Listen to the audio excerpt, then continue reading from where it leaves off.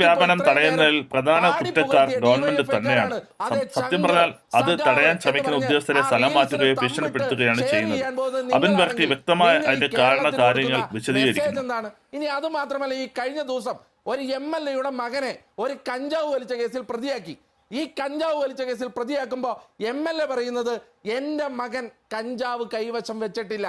ഞാൻ ആ അമ്മയുടെ അവസ്ഥയെക്കുറിച്ച് വേദനിക്കുകയാണ്. കാരണം ഒരമ്മയ്ക്കും ആ ഗതി വരരുത് എന്ന് പ്രാർത്ഥിക്കുന്ന വ്യക്തിയാണ് ഞാൻ. പക്ഷേ ഒരു MLA-യുടെ മകനെ കഞ്ചാവ് കേസിൽ പ്രതിയാക്കുമ്പോൾ എക്സൈസ് ഡെപ്യൂട്ടി കമ്മീഷണറുടെ സ്ഥാനചലനം ഉണ്ടാവുമെങ്കിൽ ഈ സർക്കാർ സമൂഹത്തിന് നൽകുന്ന മെസ്സേജ് എന്താണ്? അത് മാത്രമല്ല, ആ മകന്റെ വൈദ്യ പരിശോധന നിയമാനുസൃതം നടത്തിയിട്ടില്ല എന്നുണ്ടെങ്കിൽ ഒരു ഉന്നതനായ വ്യക്തിയെ അല്ലെങ്കിൽ ഒരു MLA-യുടെ മകനെ ഈ കേസിൽ നിന്ന് രക്ഷപ്പെടുത്താനുള്ള ശ്രമങ്ങൾ ഉണ്ടാകുമ്പോൾ സർക്കാർ കൊടുക്കുന്ന മെസ്സേജ് എന്താണ്?